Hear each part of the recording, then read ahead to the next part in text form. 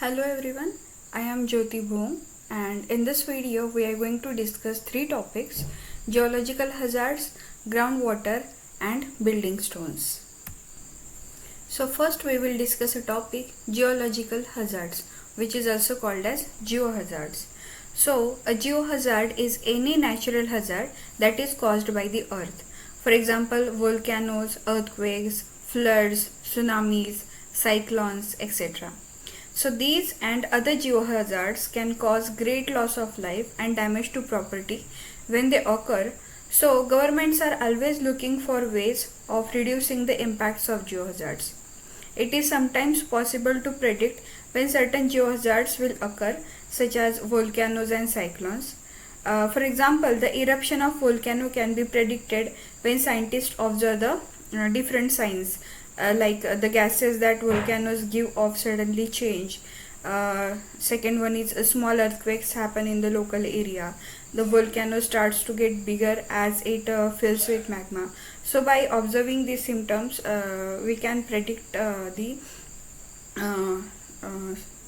eruption of a volcano.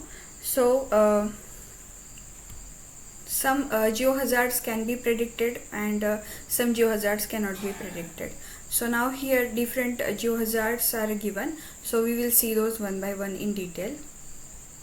So here we will discuss a first geological hazard as earthquake. So the term earthquake, when mentioned, generally creates a sense of panic and calamity in the minds of people, since many earthquakes have taken heavy tolls of life and property in the past in many countries. Even now, with the prevailing highly advanced state of knowledge, earthquake occurrence will remain a mystery and it's unpredictable. So since earthquakes are capable of causing severe damage to any civil engineering structure, it is necessary to know what they are, why they occur, how they occur, and what kind of harmful effects they will produce from the civil engineering point of view. What precautionary measures can be taken to minimize such harm and other related factors. So an earthquake may be simply described as a sudden shaking phenomena of a earth's surface for some reason or the other. It is also variously described as a sudden vibrating or jerking or a jolting or trembling or shivering phenomena of the earth's surface. The intensity of this jolting may be too insignificant at one extreme, or it may be highly catastrophic at the other extreme. So from physical geology point of view, an earthquake may be described as a natural force which originates below the earth's surface, works randomly and creates irregularities on the earth's surface. Therefore, it is an endogenous geological agent.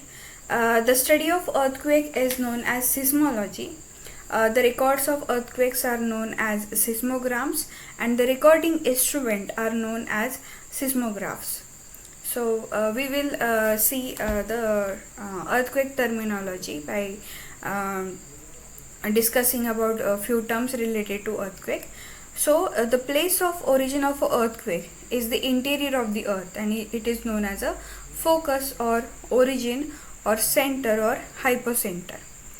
And the place on the earth's surface which lies exactly above the center of earthquake is known as the epicenter. For obvious reasons, the destruction caused by the earthquake at this place will always be maximum and with an increasing distance from this point.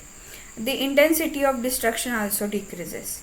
The point on earth's surface diametrically opposite to the epicenter is called as anticenter.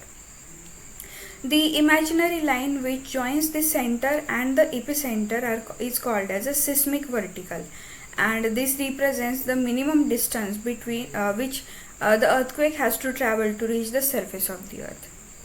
Then the next terminology is isoseismal. So an imaginary line joining the points of same intensity of the earthquake is called as isoseismal, and an imaginary line which joins the points at which the earthquake waves have arrived at the earth's surface at the same time is called as coseismal. The enormous energy released from the focus at the time of earthquake is transmitted in all direction in the form of waves, and those waves are called as a seismic waves.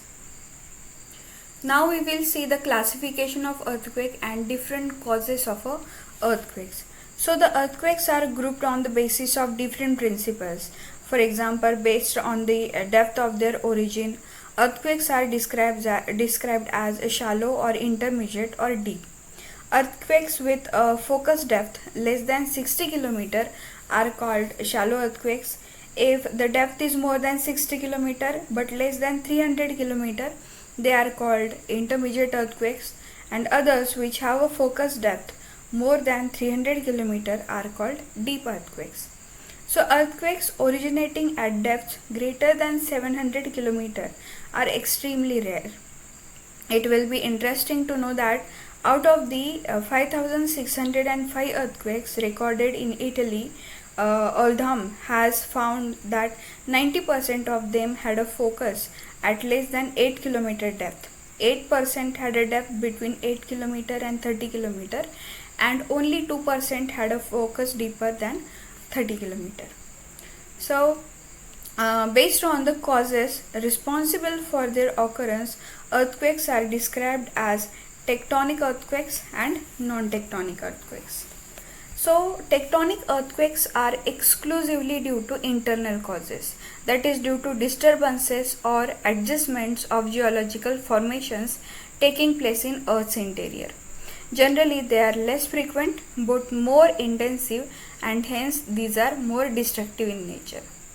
Now, non-tectonic earthquakes. So, the non-tectonic earthquakes, on the other hand, are generally due to external or surfacial causes.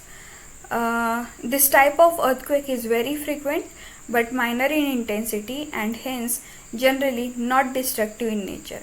So such earthquakes occur due to a variety of reasons. So we will see those reasons one by one. So here I have listed out some reasons. So we will see those one by one. So first reason is due to huge waterfalls. So when huge quantities of water pound a particular place, tremors develop in the ground there.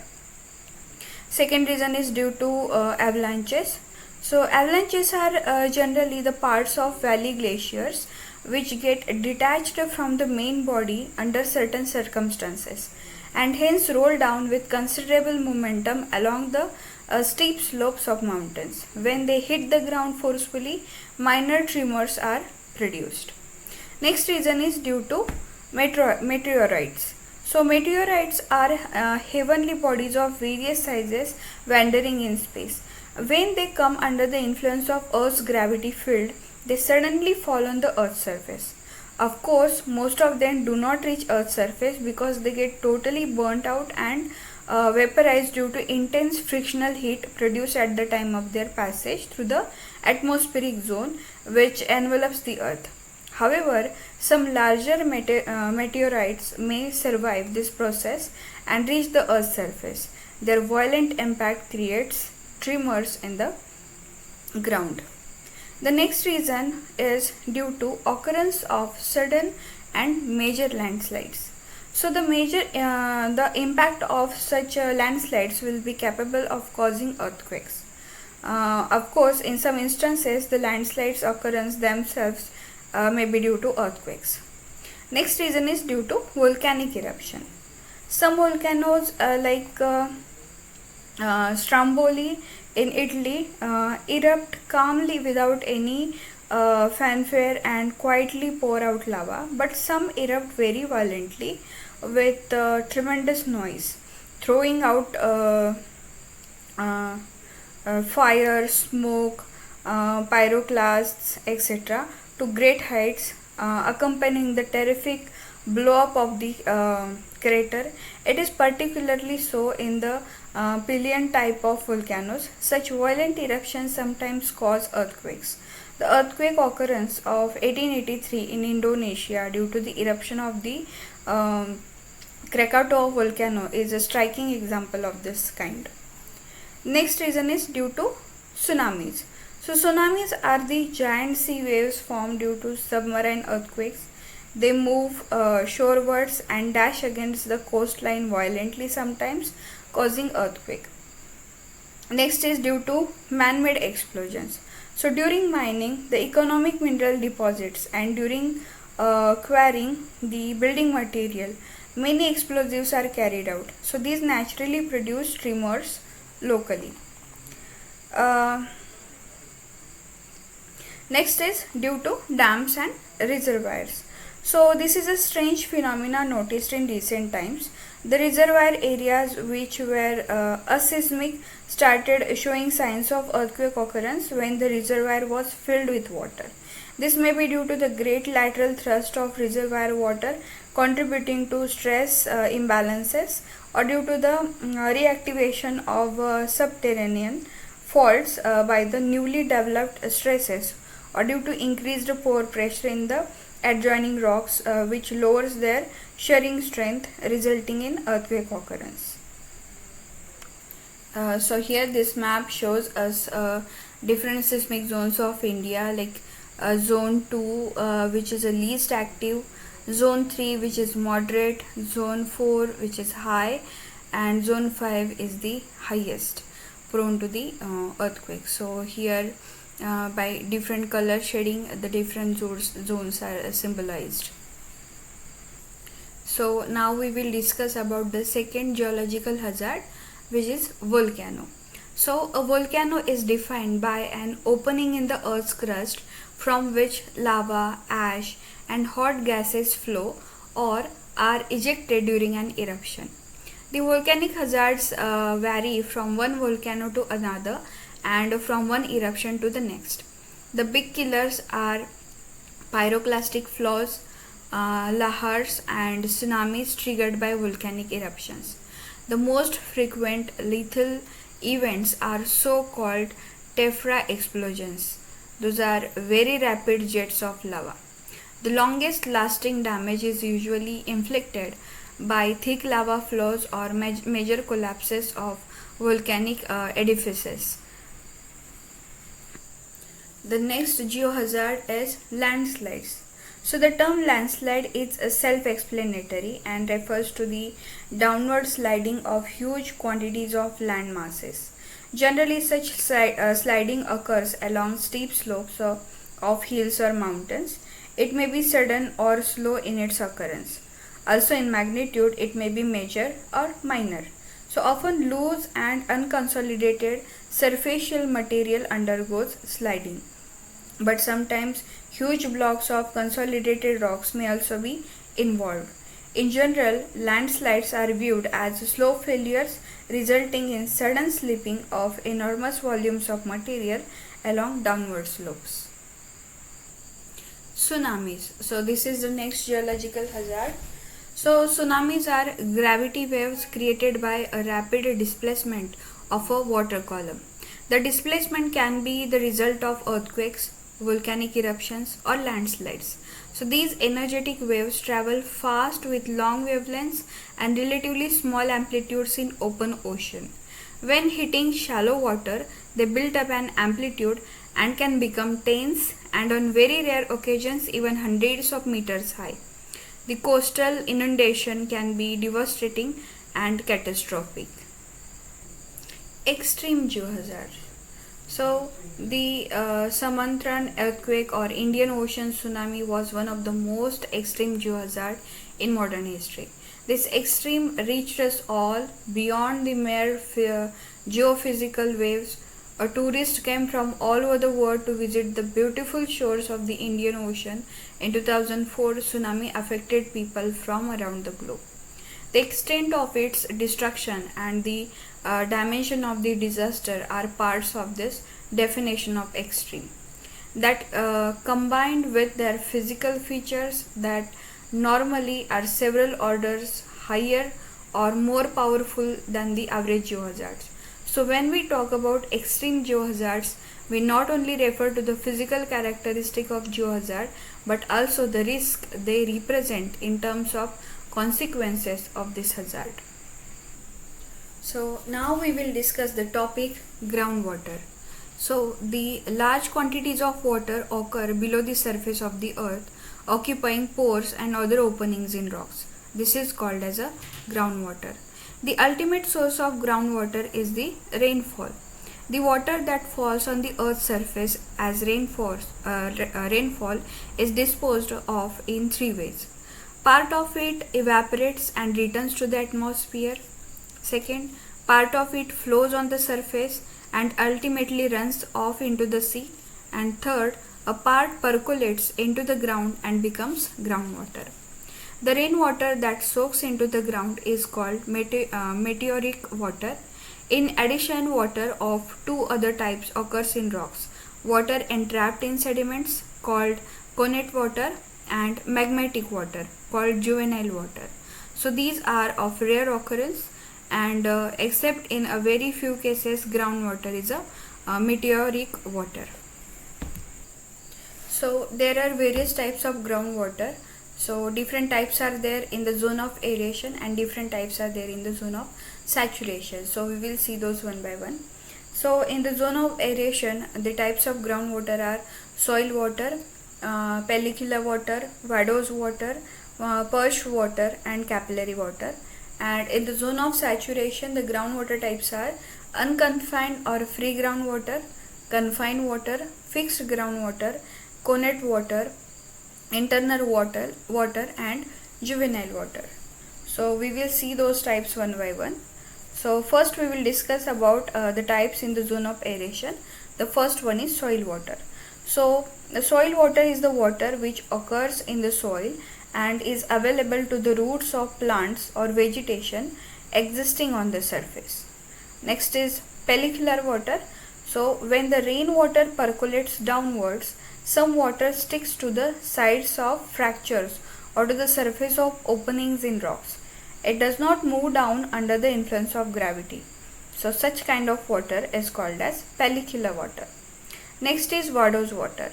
So this is also called as a gravity water. It is actually that fraction of rainfall which percolates downwards under the influence of gravity and reaches the water table and joins the zone of saturation. So we can also call like the groundwater is recharged or enriched this way. Next type is perched water. So this occurs above a suitable aquiclude or aquifuge within the zone of aeration, that is impervious zone of aeration. Next is capillary water. So this capillary water exists within very fine openings just above and in contact with the water table. So these were the different types in the zone of aeration. Now we will see the types in the zone of saturation. So the first one is unconfined or free groundwater. So in this, the type of groundwater which lies below the water table and under atmospheric pressure only. So this water can move freely upwards or downwards within the aquifer. Next is confined water. So this water occurs below the water table and is confined between aquicludes and aquifuge, that is in between the impervious beds. Unlike free water, this type of groundwater occurs under some hydrostatic pressure. Next is fixed groundwater. So this exists within extremely small openings in aquicludes and cannot move under gravity. Next is connate water. So this is the water which is held within the rocks right from the beginning of their formation. Internal water. So the internal water, the underground water occurring at very great depths within the zone of disconnected openings is called as a internal water. And juvenile water, so this is the name given to the water from a magmatic source. So these are the different types of a groundwater. So out of the different types of groundwater, only perched water, free water and confined water can be utilized under favorable conditions as suitable sources of water supply. So now we will discuss the term water table and depth zones. So first we will see water table. So the water that soaks into the ground percolates through the surface rocks and saturates all porous and fissured rocks below a certain depth. The upper surface of this body of water is called as a water table. The deposition of a water table below the surface is controlled by the texture and structure of a rocks.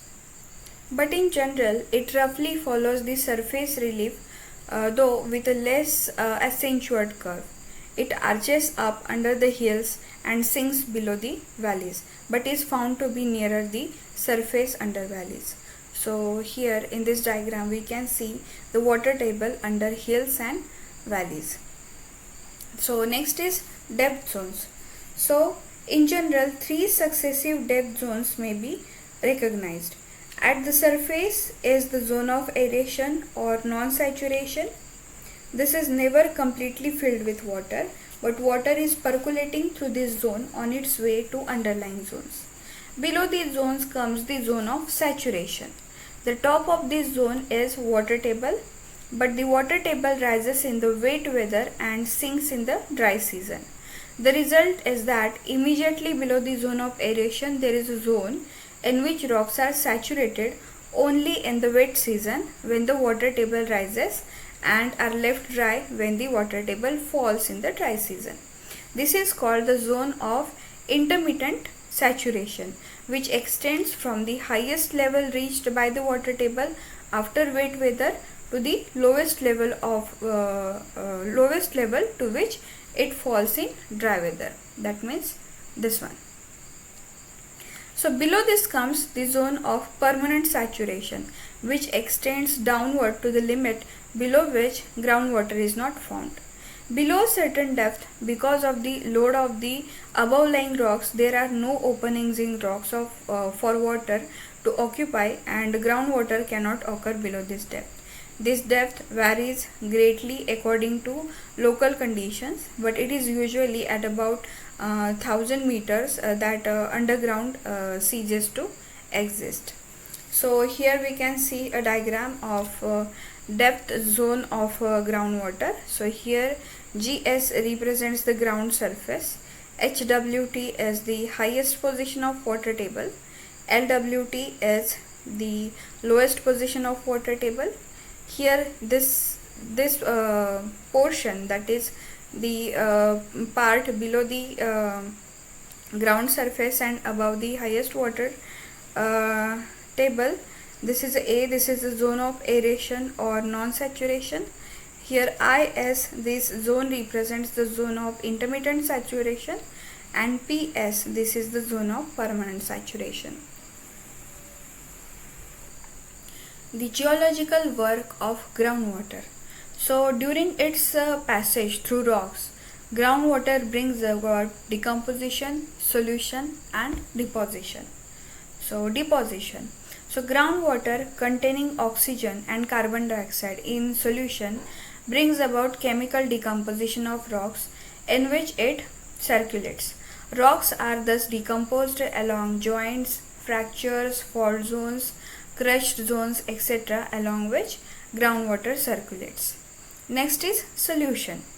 So during its passage through the rocks, groundwater dissolves whatever soluble material it comes across and carries it away in solution.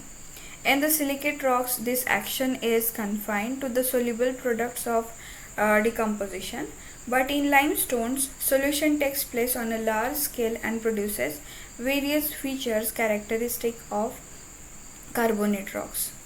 The groundwater containing carbon dioxide in solution readily dissolves the calcium carbonate of limestones along joints and bedding planes, and by continued solution along these, a network of interlacing channels and caves is dissolved out of limestone. The limestones therefore are commonly cavernous. The surface openings become gradually enlarged and funnel-shaped holes called swallow holes or sink holes are developed.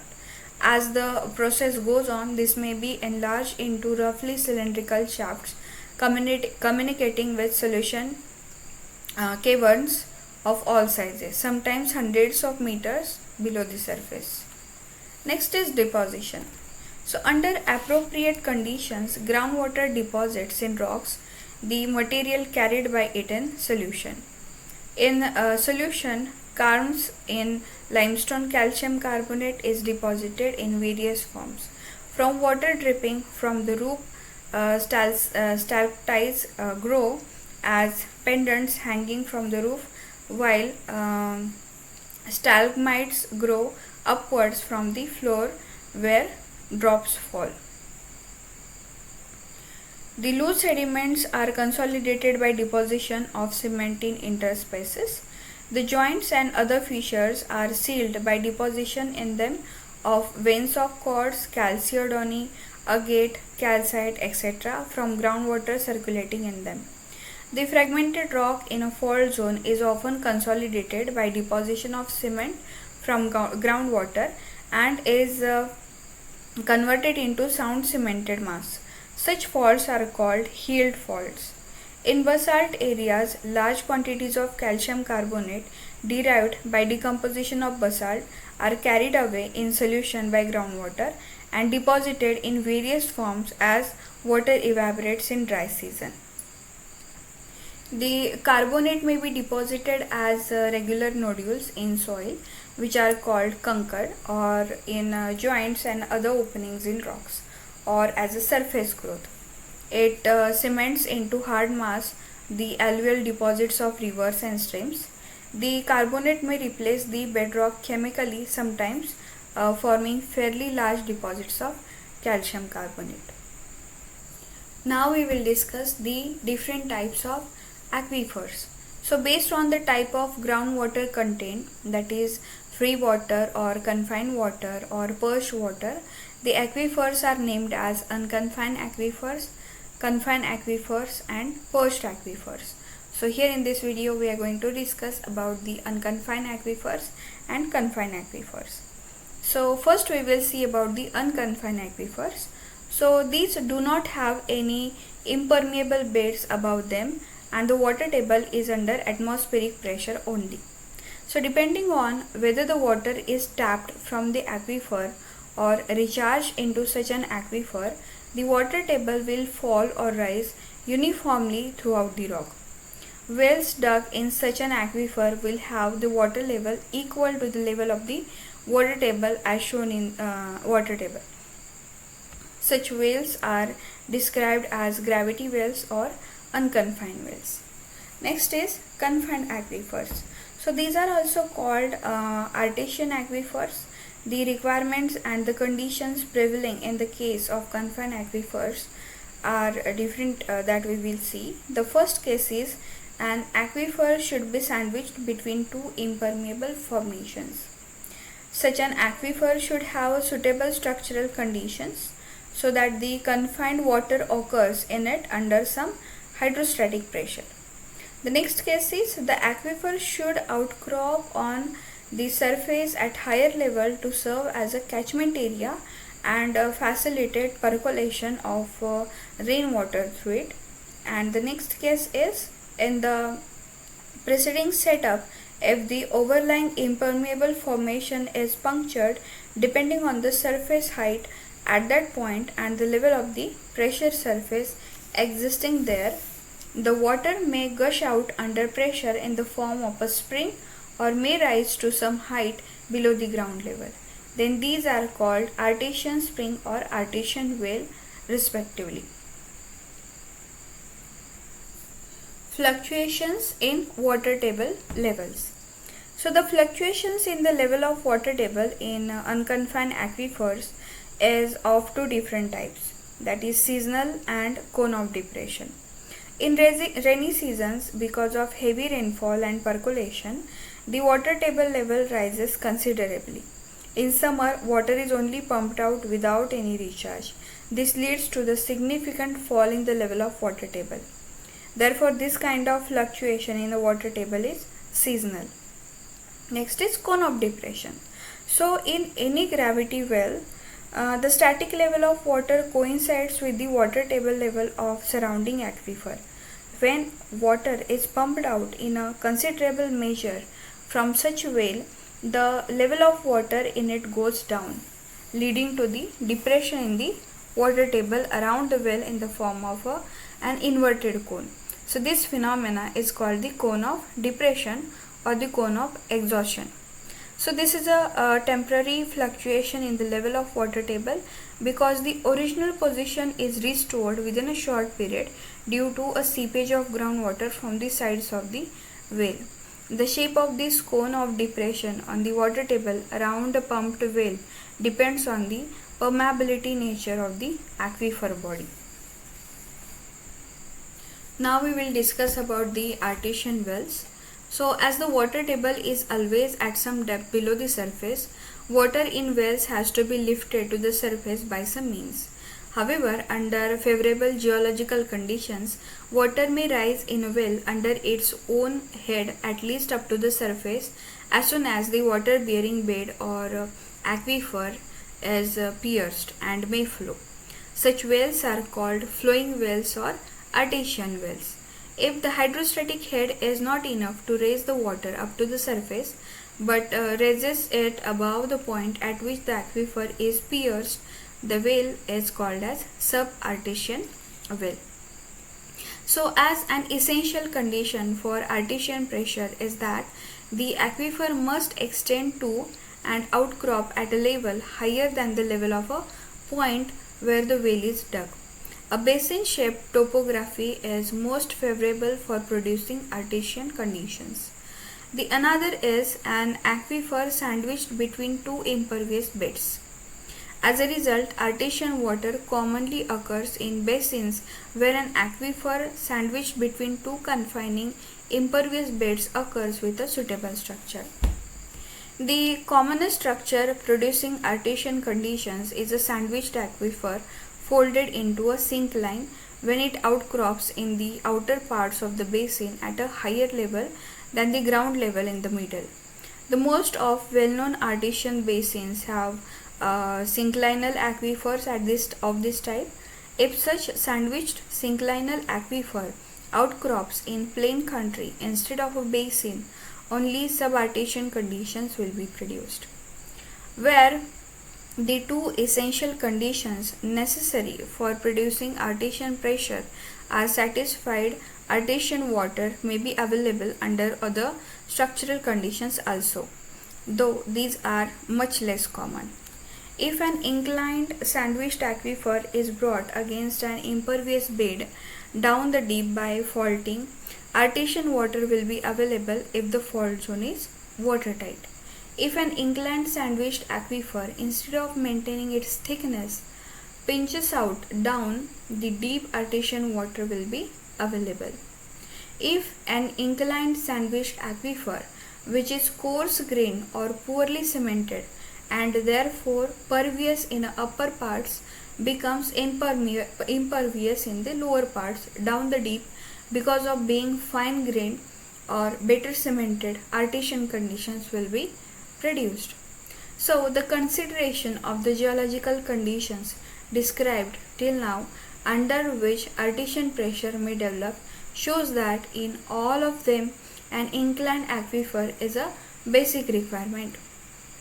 So for the development of artesian pressure, therefore an inclined aquifer is essential, and water under artesian pressure will not occur in areas of horizontal beds such as the Deccan Trap area made up of horizontal basalt floors.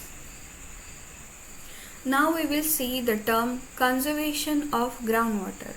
So however, the amount of water that can be recharged in any area is limited, and the water table will rise to its original level only if the amount of withdrawn is less than the recharge.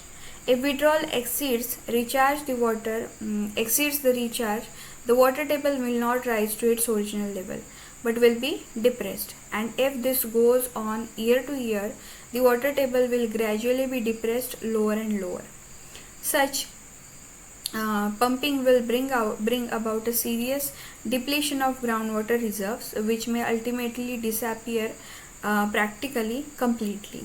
Therefore, to ensure a perennial supply, withdrawal must always be less than the recharge.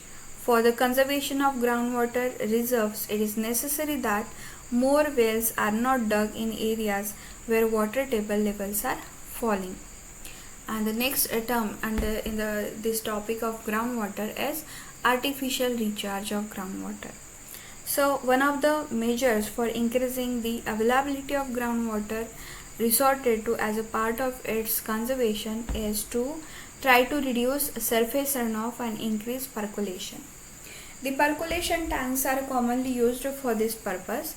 If a stream is dammed and a standing body of water is created covering the surface outcrop of an aquifer, the water of the stream, instead of being run off at the surface, will percolate into the aquifer, recharging it.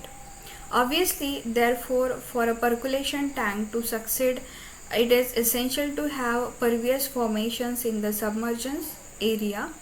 If the rocks in the submergence area are impervious, no percolation will take place and the percolation tank will fail to serve its purpose.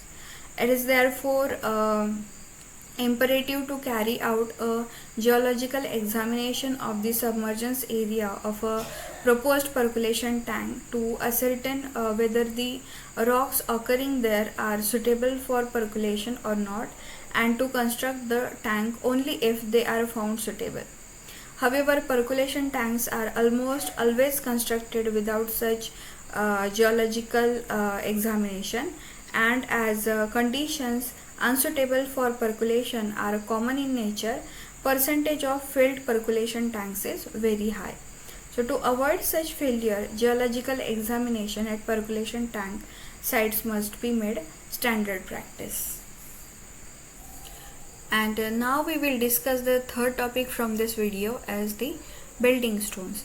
So the building stone is rock that is used in the construction of buildings, retaining walls, bridges and other structures, and includes building components such as walls, foundations, seals, chimneys and steps. The most desirable building stones have a combination of strength, durability, beauty and the ease of quarrying, cutting and carving. So to qualify as a construction material, the stone should have the different properties, so that we can use those stones as a building stones for any engineering project. So those properties are strength, hardness, durability, workability, density, porosity, permeability, appearance, etc. So now we will see those properties one by one. So the first required property for a stone to be called as a building stone is a strength. So the capacity of a rock to stand loads is indicated by its crushing strength, which is the load it will bear before being crushed. So when a rock is crushed under load, the failure may take place in two ways. Either the constituent mineral grains themselves may be crushed, or there may be a differential movement between the mineral grains which themselves remain intact individually. The former type of failure will be determined by the capacity of minerals to stand loads, that is by the mineral composition, and the latter by the nature of the bond between the mineral grains, or in other words by texture. So the resistance that the rock will offer to the crushing of the first type will depend on the resistance that the constituent mineral particles will offer. As the resistance is directly proportional to the hardness and specific gravity of the mineral, the harder and heavier the mineral in a rock, the stronger it is. For example, granite, a rock made up of hard minerals like orthoclase and quartz, has a crushing strength of the order of 1600 kg per centimeter square, whereas marble made up of such a softer material, calcite, has a crushing strength of order of 600 kg per centimeter square. Next property is hardness.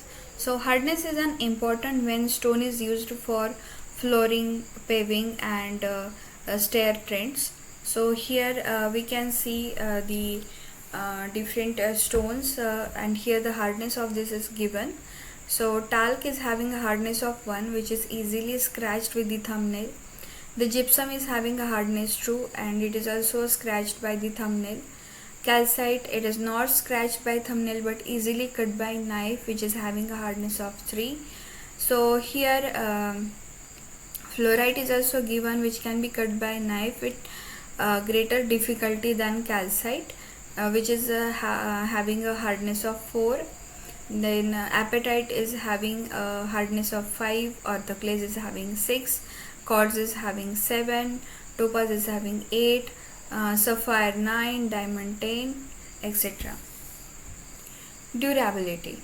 So the exfoliation, hydration, slaking, solution, oxidation and abrasion all lower rock quality.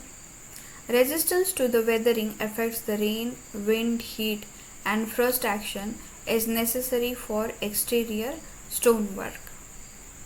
Then a workability. A stone's hardness and grain texture must allow it to be quarried, cut and shaped. Next property is density. So the rocks exhibit a greater range in density than soils. The knowledge of the rock density is important to engineering practice. A concrete aggregate with higher than average density can mean a smaller volume of concrete required for a gravity retaining wall or dam. It is expressed as a weight per unit volume. Porosity. A stone's porosity affects its ability to withstand frost action and staining. The porosity is expressed in percentage as a ratio of volume of voids to the total volume. The typical volume of values of sandstones are around 15%.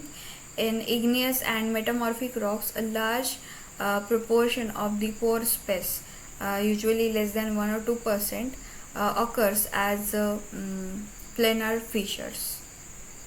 Permeability. So as well as the degree of interconnection between pores or fissures, its variation with a change in normal stress accesses the degree of fissuring of a rock. The dense rocks like granite, basalt, schist and crystalline limestone possesses very low permeability as lab specimens, but field test can show significant permeability due to open joints and fractures. So here a table is given which is showing a 24-hour water absorption of stones by volume. Here you can see the different types of stones and their water absorption in percentage. Then appearance, a good appearance. The light colored rocks have in general a more pleasing appearance. Therefore granites, sanites, trachytes and sandstones, limestones having light colors are better looking than basalt and highly ferruginous sandstones. However, all the light colored rocks cannot maintain their light shade as the color will darken on exposure to sun and rain if harmful minerals are present. If pyrites is present, it will quickly decompose, liberating iron oxide and hydroxide, the deposition of which will produce dark patches and streaks. Even light colored sandstones may contain large quantities of iron oxides scattered all over the rock. This may be brought to the surface by rainwater, there producing a general darkening of the rock or ugly dark patches and streaks. While choosing light colored rocks for construction, therefore it has to be made sure that no harmful minerals are present which will lead to the darkening of a color on exposure to the sun and rain. So here in this video we have discussed 3 different topics like geological hazards, and that we have discussed the different geological hazards, their causes, their effects. Then we have discussed about the groundwater, the different terms related to the groundwater, and then we have discussed about the building stones, the different properties which are required for a stone to be called as a building stone, which can be used in any engineering project. Thank you.